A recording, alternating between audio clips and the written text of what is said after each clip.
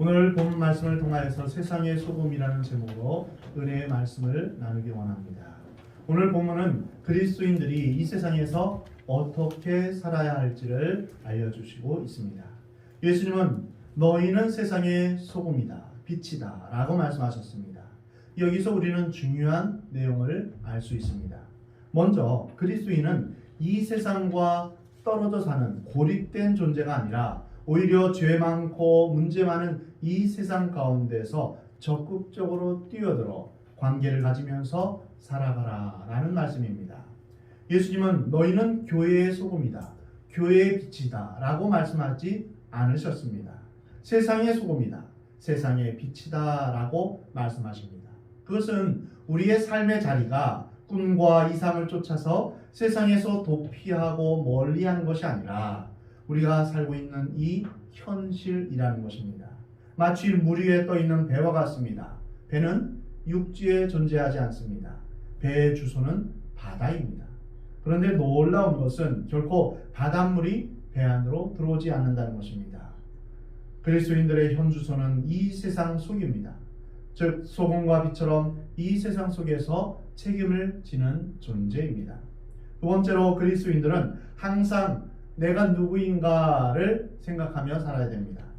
예수님은 너희는 세상의 소금이 되어라, 빛이 되어라 라고 말씀하지 않으셨습니다. 너희는 세상의 소금이다, 빛이다. 이미 우리에게 우리의 정체성을 알려주시고 선포하신 것입니다. 우리 그리스도인의 존재는 어떤 행동이 아니라 변화된 존재, 정체성에 있는 것입니다. 그래서 우리가 어떻게 행동하느냐 보다는 내가 소금인가, 빛인가, 내가 변화된 존재인가, 그것을 먼저 점검해야 되는 것입니다. 우리의 삶을 그동안 돌아보면 우리가 율법적인 어떤 역할을 다하면, 예를 들어서 살인하지 말라, 거짓말하지 말라, 도적질하지 말라, 이런 율법적인 일을 하면 우리의 책임도 다한 것이라고 생각합니다. 그러나 이러한 윤리적인 기독교는 자신은 물론 이 세상을 변화시키지 못합니다. 우리는 먼저 자신이 소금과 빛이 되었는지, 변화된 존재인지 우리가 그것을 먼저 보아야 합니다. 세 번째로 그리스도인들은 이 세상 사람들과는 본질적으로 구별된 존재라는 것입니다. 그리스도인들은 이 세상 가운데 살지만 결코 이 세상 사람들과 같지 않다는 것입니다. 우리는 천국 시민으로 존재하며 빛과 소금으로 존재한다는 것입니다. 오늘 본 말씀 13절 말씀을 다 같이 함께 읽겠습니다. 시작. 너희는 세상의 소금이니 소금이 만일 그 맛을 잃으면 무엇으로 짜게 하리요? 후에는 아무 쓸데없어 다만 밖에 버려져 사람에게 갈길 이니라. 아멘. 예수님은 그리스도인들이 세상의 소금이라고 말씀하고 있습니다. 소금은 맛을 내거나 부패를 방지하는 역할을 하며 부정한 것을 정결하게 하는 역할을 합니다. 출애굽기 30장 35절에서 그것에 소금을 쳐서 성결하게 하라 라고 말씀하고 있습니다. 과거에는 이제 월급으로 돈 대신에 소금을 사용하기도 했는데요. 부패하고 부정한 것을 방지하고 시설하는 데 소금이 사용될 뿐 아니라 소금은 굉장히 유용하고 또한 꼭 필요한 물질이었습니다. 예전에 월급으로 소금을 대신했을 때 이 월급은 영어로 셀러리입니다. 소금은 영어로 salt인데요. 라틴어로는 살입니다. 그래서 소금을 이제 지금 지급하는 것을 이제 살라리움이라고 말하는데요. 이 살라리움에서 셀러리, 즉 월급이 생겨난 것입니다. 로마 제국의 병사들은 소금으로 월급을 받았습니다. 우리나라 한자어로도 소금은 작을 소자에 금금자, 작은 금이다. 그만큼 이제 금같이 그렇게 값어치 있고 또한 유용한 아주 소중한 존재라는 것이죠. 예수님의 이 말씀은 사람들에게 주는 최고의 찬사입니다. 언제나 변함없이 귀한 일을 하는 사람을 말할 때 그 사람을 세상의 소금과 같은 사람이다, 꼭 필요한 존재이다, 아주 귀한 존재이다, 이렇게 말할 수 있습니다. 고대에는 소금은 대단히 귀한 존재였습니다. 헬라 사람들은 소금은 신과 같은 그런 존재이다 이렇게 말했습니다. 로마인들은 태양과 소금보다 더 유용한 것은 없다 이렇게 말했습니다. 예수님은 팔복을 통하여서 그리스도인의 성품을 말씀하고 있습니다. 그래서 이 그리스도인의 성품을 소유한 사람이 세상의 소금이다 라고 말씀하십니다. 즉 심령이 가난한 사람, 애통하는 사람, 온유한 사람, 의에 줄이고 목마른 사람, 긍휼히 여기는 사람, 마음이 청결한 사람, 또한 의를 위하여 박해를 받는 사람, 화평케 하는 사람, 이런 사람이 바로 소금과 같은 역할이라고 말씀하십니다. 소금과 빛의 비밀은 바로 그리스도를 마음에 모신 사람입니다. 그래서 변화된 사람, 거듭난 사람, 그래서 예수님의 성품을 소유한 사람입니다. 그렇다면 우리가 세상에서 소금과 같은 역할을 한다는 것은 어떤 의미입니까? 먼저는 그리스도인은 세상을 외면하는 사람이 아니라는 것입니다. 세상에 적극적으로 참여해서 세상으로 하여금 썩지 않고 부패하지 않는 역할을 감당해야 된다는 것입니다. 오늘날 교회 중에서 교회의 본질을 망각하고 복음이 없이 사회 참여만 주장하는 교회가 있습니다. 혹은 반대로 복음에는 열심히 있지만 세상은 어떻게 되든지 상관없다 하는 식으로 세상을 향한 책임을 다하지 못하는 교회도 있습니다. 교회는 이 세상을 죄 많은 세상이라고 해서 버려서는 안 됩니다. 우리는 세상에 관심을 가져야 합니다. 그래서 한 손에는 신문을, 한 손에는 성경을 쥐고 이 세상을 향하신 하나님의 뜻과 계획을 분별할 수 있어야 합니다.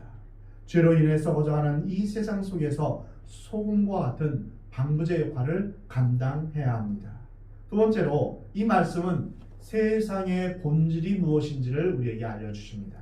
너희는 세상의 소금이니, 이 말씀은 이 세상이라는 것은 소금이 없으면 썩어지고 부패할 수밖에 없다는 것을 알려주십니다.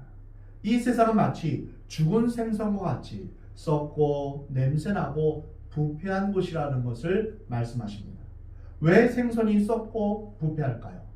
그것은 죽어있기 때문입니다. 살아있는 생선은, 물고기는 썩거나 부패하지 않습니다. 하나님은 생명이신데 하나님을 떠난 존재는 죽은 존재입니다. 그래서 에베소서 2장 1절에 보면 그는 허물과 죄로 죽었던 너희를 살리셨도다 라고 말씀하십니다. 우리가 간혹 이제 기도를 하다 보면 주님 우리를 살리심을 감사합니다.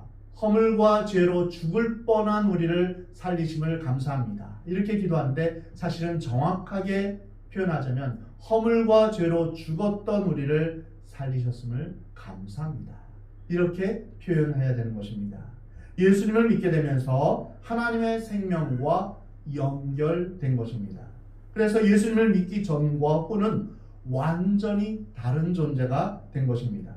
허물과 죄로 죽었던 사람이 영원한 생명을 얻게 된 것입니다. 이전에는 하나님으로부터 떨어져 있다가 이제는 영원한 하나님과 연결된 존재가 된 것입니다. 예수님으로 인해서 새로운 존재가 된 것입니다. 반면 예수님의 생명이 없는 이 세상은 죄로 인하여서 하나님을 떠나게 되었고 그래서 타락하고 악하고 부패할 수밖에 없는 것입니다. 왜 이 세상에 부정부패가 그렇게 만연합니까? 생명이 없기 때문입니다. 그러므로 우리는 인간이나 세상을 결코 낙관적으로 보아서는 안 됩니다. 한때 역사를 낙관적으로 볼 때가 있었습니다. 인간에게 교육을 시키면 인간은 변할 것이다. 제도를 바꾸고 환경을 바꾸면 세상은 바뀔 것이다. 유토피아가 될 것이다. 역사는 진보할 것이다. 그래서 하나님은 필요 없고 인간 스스로 선한 노력을 하면 낙원을 만들 수 있다. 이런 환상에 사로잡힐 때가 있었습니다. 그러나 역사는 무자비하게도 세계 1차 세계대전과 2차 세계대전을 낳게 되었습니다. 그것이 인간의 교육의 결과요 또한 과학과 물질 문명을 추구한 결과입니다. 죄인인 인간이 만든 역사는 죄의 역사일 수밖에 없습니다. 그러므로 어떤 것으로도 인간을 변화시킬 수 없습니다. 근본적으로 하나님 앞에서 새로워져야되며 거듭나야만 변화될 수 있는 것입니다. 세상이 썩으면 그 안에 살고 있으면서 악취와 오물 속에서 살 수밖에 없습니다. 그러므로 우리는 세상에 살면서 부패해가는 세상을 썩지 않도록 하는 역할을 감당해야 하는 것입니다. 세 번째로 이 말씀은 우리에게 그리스도인으로서 독특한 역할과 모습이 주어졌음을 보여주십니다.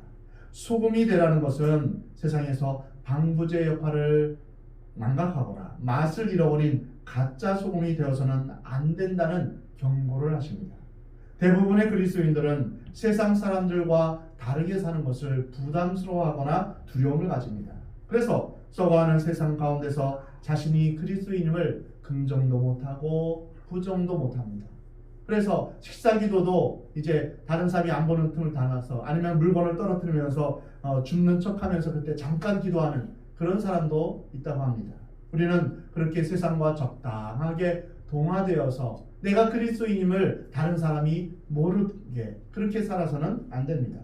또한 세상에서는 세상의 방법대로 살고 교회에서는 신앙의 방법대로 사는 그런 이중적인 이원론적인 방법으로 살아서는 안 됩니다. 이러한 태도 때문에 교회가 많고 예수 믿는 사람이 아무리 많아도 세상에는 전혀 좋은 영향력을 끼칠 수 없는 것입니다. 그리스도인의 소금 역할은 죄를 거부하고 세상의 욕심을 따라 살지 않는 것입니다. 만약 그리스도인들이 세상을 따라 죄를 용납하면서 산다면 맛을 잃은 소금과 같다고 말할 수 있을 것입니다.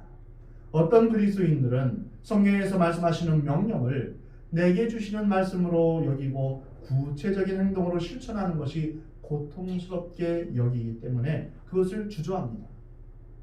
진실로 세상의 소금으로 사는 그런 역할은 사실 고독하고 고통스럽습니다. 왜냐하면 다른 사람에게 고통을 주는 역할을 해야 되기 때문입니다. 그렇다면 우리가 이 세상에서 해야 할 소금의 역할은 어떤 역할일까요? 첫 번째로 썩는 것을 막아주는 역할입니다. 오염시키며 썩게 하는 나쁜 균들을 죽이는 것을 의미합니다. 그것은 사탄의 세력에 대항하는 것이며 세상에 만연된 죄의 번식을 막는 것입니다. 그리스도인들은 죄를 지적하고 제거할 줄 알아야 합니다. 죄에 대해 무관심하거나 침묵해서는 안 됩니다. 그리스도인들은 부정과 부패, 오류를 시정해야 합니다. 하나님을 믿기 때문에 우상을 배척하고 죄를 이기며 타락한 생활을 거부하는 것입니다. 이것이 세상에서 그리스도인들이 해야 할 역할입니다. 이 세상에 그리스도인들이 존재하는 가장 중요한 이유는 바로 하나님이 살아계신 것을 보여주는 것입니다. 아멘. 결국 이 세상의 모든 것은 하나님이 계시느냐 계시지 않느냐 하는 것으로 귀결됩니다. 만약 하나님이 이 세상에 안 계신다면 인간들은 자기 멋대로 행동합니다. 쾌세라 세라, 될 대로 되라 라고 말하면서 먹고 마시고 즐기고 자기 멋대로 그렇게 살아가고 있는 것입니다. 그러나 만약 이 세상에 하나님이 계시다면 더 이상 인간들은 죄를 지을 수가 없습니다. 자기 멋대로 살아갈 수가 없습니다. 만약 이 세상에 하나님이 계시면 자연히 모든 인간의 죄가 드러나게 됩니다. 죄라는 것은 온 세상의 왕이신 하나님을 인정하지 않고 피조물 마음대로 살아가는 것입니다. 내 마음대로 내 뜻대로 살아가는 것, 이것이 바로 죄입니다. 우리 인간에게 가장 심각한 것은 우리가 피조물임에도 불구하고 감히 하나님이 왕이심을 인정하지 않고 또한 하나님을 대적하면서 자기 멋대로 살아가는 것입니다. 우리 인간에게 있어서 정말 심각한 것은 질병이나 굶주림이나 전쟁의 위협이 아닙니다. 바로 우리에게 있는 죄의 문제입니다. 죽음의 문제입니다. 여기에 인간의 불행과 또한 우리 인간의 아픔이 여기에서 출발하는 것입니다. 세상에 소금으로 존재한다는 것은 하나님이 살아계신 것을 보여주는 것입니다. 그리고 우리가 하나님의 법을 지키며 살아가야 되는 것을 보여주는 것입니다. 어떤 사람이 직장에서 진정한 그리스도인으로서 존재할 때 그 주위 사람들이 도전받기 시작합니다. 그리스도인들은 다른 사람들 보고 변화하라 이렇게 말하기 전에 먼저 자신이 변화된 모습으로 살아가야 되는 것입니다. 아멘. 하나님의 말씀대로 사는 사람이 한 직장에 들어갔습니다. 그 자리는 뒷돈으로 최소 1년에 집 한 채씩을 챙길 수 있는 자리라고 합니다. 그런데 그 사람에게 1년이 지나가도 집 한 채가 생기지 않는 것입니다. 그러면 누가 불안해할까요? 과거에 그 자리에 있으면서 집이 생겼던 사람이 불안해합니다. 자기와 같이 되어주면 편안할 텐데 그렇지 않기 때문에 그 사람을 보면 불편해지기 시작합니다. 바로 이 사람이 소금인 것입니다. 소금은 썩는 것을 방지하는 것입니다. 아멘.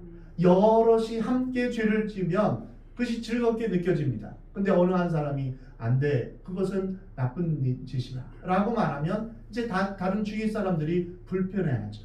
이것이 바로 소금의 역할인 것입니다. 두 번째로 소금은 맛을 내는 역할입니다. 소금은 외부적으로는 방부제 역할을 하지만 내부적으로는 음식의 맛을 더해주는 역할을 합니다. 그러므로 소금과 같은 그리스도인은 세상에서 진정한 삶의 의미와 보람을 줍니다. 세상은 쾌락을 추구함으로 맛을 줍니다. 그래서 그리스도인들을 조롱합니다. 아니 너희 교회 다니는 사람들은 뭔 재미로 산대? 담배도 안 해, 술도 안 해, 또 노름도 안 해, 여자도 몰라. 그리고 죄도 적당히 지으면서 인생을 즐기면서 그렇게 살아야지. 뭔 재미로 산대? 이렇게 조롱합니다. 그러나 그것은 정반대로 생각하는 잘못된 생각입니다. 그리스도인들은 의미와 보람을 추구하는 것에서 맛을 줍니다.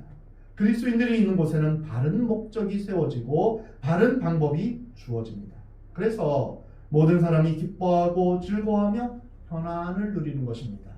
죄를 지으면 자신은 즐거울지 모르지만 다른 사람에게 피해가 되는 것입니다. 그래서 우리는 온전히 주님 안에서 진정한 즐거움과 기쁨은 하나님과 함께 있을 때입니다. 모든 중독은 술이나 담배나 또한 게임이나 노름이나 모든 중독은 하나님 아닌 다른 것에서 즐거움을 찾으려고 할 때 중독이 생겨나는 것입니다. 우리는 하나님 안에서의 진정한 즐거움을 찾을 수 있어야 됩니다. 시편 16편 말씀 보면 주께서 생명의 길을 내게 보이시리니 주의 앞에는 무엇이 있고요? 충만한 기쁨이 있고 주의 오른쪽에는 무엇이 있어요? 영원한 즐거움이 있나이다. 우리가 교회에 나와서 예배하고 찬양하는 것이 마지못해서 억지로 하는 것이 아닙니다. 주님과 함께 동행하는 것이 얼마나 기쁘고 즐거운지 모릅니다. 저는 찬양을 하려면 24시간 찬양하고 싶어요. 너무나도 찬양하는 것이 기쁘고 즐겁습니다. 우리가 천국에 가서도 마찬가지입니다. 주님을 찬양하며 예배하는 것이 우리의 기쁨이며 즐거움이 되어야 됩니다. 주의 말씀대로 주의 계명대로 살아가는 것이 우리의 기쁨이며 즐거움이 되어야 됩니다. 결코 의미가 아니라 억지로 하는 것이 아닙니다. 또한 하나님 안에서의 기쁨과 즐거움이 아닌 다른 것에서 즐거움을 찾으려고 한다면 그것은 우리가 자꾸만 소금물을 마시는 것처럼 우리가 목마르게 되는 것입니다. 우리는 하나님 안에서 진정한 기쁨과 즐거움이 있음을 우리는 기억해야 됩니다. 세상의 그리스도인들은 인생의 맛을 내는 방법을 압니다. 바로 하나님 안에서 그리스도 안에서 인생의 진정한 맛을 누릴 수 있는 것입니다. 세 번째로 화목하게 하는 역할입니다. 마가복음 9장 50절에서 예수님은 소금은 좋은 것이로되 만일 그 소금이 맛을 잃으면 무엇으로 이를 짜게 하리요. 너희 속에 소금을 두고 서로 화목하라. 소금을 골고루 뿌려서 맛을 내는 것처럼 화목하게 하는 일이 바로 우리에게 주어진 역할입니다. 부패 방지와 맛을 더해주는 역할뿐 아니라 의미의 회복을 통하여서 또한 화목하게 하는 그런 역할을 통하여서 하나님께서 우리에게 소금의 역할을 감당하기를 원하십니다. 90% 헌신된 100명의 사람보다 100% 헌신된 10사람이 세계를 변화시킨다는 말이 있습니다. 교회가 사람이 없어서 일을 못하는 것이 아닙니다. 진짜 헌신된 한 사람이 없어서 예수님은 눈물을 흘리시고 계십니다. 그 한 사람이 없기에 세상은 더 이상 밝아지지 않고 부패가 더 이상 막아지지 않는 것입니다. 골로새서 4장 6절에 너희 말을 항상 은혜 가운데서 소금으로 맛을 낸 것 같이 하라 라고 말씀하고 있습니다. 너희는 세상의 소금이니, 이 말씀은 바로 이 역할이 집단적이지 않고 개인적이라는 것입니다. 우리가 국물에 맛을 낼 때 소금을 한 군데에 모아서 냅니까? 아니죠. 골고루 뿌리죠. 우리는 세상에 골고루 흩어지며 뿌려져서 그곳에서 역할을 감당해야 됩니다. 어떤 사람들은 교회가 적극적으로 세상에 뛰어들어서 정치 참여도 하고 사회 참여도 하고 문화 참여를 하도록 그렇게 요구합니다. 이것은 교회가 압력 단체가 되기를 원하는 것입니다. 시민단체처럼 영향력이 있어서 사회에 목소리를 내기를 원합니다. 그래서 교회가 그런 일을 하지 않을 때 실망하고 교회를 떠나갈 때가 있습니다. 그것은 교회의 본질에 대해서 오해하고 있는 것입니다. 구약에서는 정치와 종교가 하나였습니다. 즉 왕이 내리는 정치적 결단이 종교적인 결단입니다. 그래서 이제 왕이 히스기야 왕이나 아니면 요시야 왕이 이제 신앙 개혁을 하면서 하나님께로 돌아오면 온 국민이 다 하나님께 돌아와 하나님을 찬양하며 예배했죠. 그래서 당시 예언자들은 왕과 국가에 대해서 비판하는 말을 많이 했습니다. 근데 신약에 와서는 그 의미가 달라졌습니다. 예수님은 로마 정부에 항거한 적이 없습니다. 그리고 이제 그 체제를 정복하려고 한 적이 없습니다. 헤롯 왕을 내려오게 하고 자신이 왕이 되려고 하지 않았습니다. 그러면 예수님은 세상의 악에 대해서 침묵하셨을까요? 그렇지 않습니다. 한 개인이 이 세상에서 소금처럼 침투해서 살라고 말씀하십니다. 교회는 모든 그리스도인들이 소금처럼 살 수 있도록 하나님의 말씀으로 양육하고 새롭게 하는 역할을 해야 됩니다. 그래서 이제 세상에 나가서 이제 그 역할을 감당하도록 돕는 것입니다. 그래서 교회는 여당이 되어서는 안 되고 야당도 되어서는 안 됩니다. 어떤 정치 집단이 되어서는 안 되는 것입니다. 우리는 세상 속에 나가서 각자가 세상에 나가서 정치하는 사람은 정치계에서, 경제하는 사람은 경제계에서, 또한 문화하는 사람은 문화계에서 소금의 역할을 감당해야 됩니다. 교육의 일선에 나가서 일하는 분들은 거기에서 또한 소금의 역할을 감당하는 것입니다. 소금은 적은 양으로 막대하고 결정적인 역할을 합니다. 소금이 큰 덩어리에 영향을 미치는 방법은 침투라는 방법이지 압력이나 비판의 방법이 아닙니다. 예수님은 우리를 비판하라고 세상에 보내신 것이 아닙니다. 우리는 세상을 위해서 눈물을 흘리며 기도하며 구체적으로 죄와 맞서서 대결해야 하는 것입니다. 조용히 다른 사람의 잘못을 보고 눈물을 흘리며 애통해하지만 자신이 심판자의 자리에 서지는 않습니다. 그리스도인들은 소수의 사람이지만 사회를 변화시킬 수 있는 힘이 있습니다. 소수의 그리스도인들이 초대교회 때 로마를 변화시켰던 것을 여러분 기억하십시오.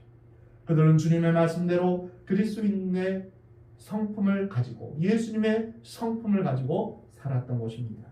오늘 본 말씀 13절 말씀 우리 다시 한번 읽겠습니다. 13절입니다. 시작. 너희는 세상의 소금이니 소금이 만일 그 맛을 잃으면 무엇으로 짜게 하리요. 후에는 아무 쓸데없어 다만 밖에 버려져 사람에게 밟힐 뿐이라. 아멘. 세상에서 조롱과 밟힘을 당하지 않도록 우리는 소금의 역할을 잘 감당하기를 하나님은 원하십니다. 우리와 타협하지 않고 신실하고 정직한 그리스도인으로 살기를 하나님은 원하십니다. 하나님의 사람으로 사는 여러분 되시기 바랍니다. 우리 주님께서 도와주실 것을 믿으며 주님의 도우심을 바라보며 사는 여러분 되시기 바랍니다. 그때 우리 주위가 변화될 것입니다. 세상이 변화될 것입니다. 내가 예수님의 성품을 가지고 온전히 주님의 말씀 따라 순종하며 살아갈 때 우리를 통하여서 세상이 변화될 것을 믿으며 이제 여러분을 통하여서 세상 사람들이 생명의 주님을 만나고 구원에 이르게 될 것을 꿈꾸며 세상의 소금으로 살아가는 저와 여러분이 될 것을 우리 주님은 원하십니다.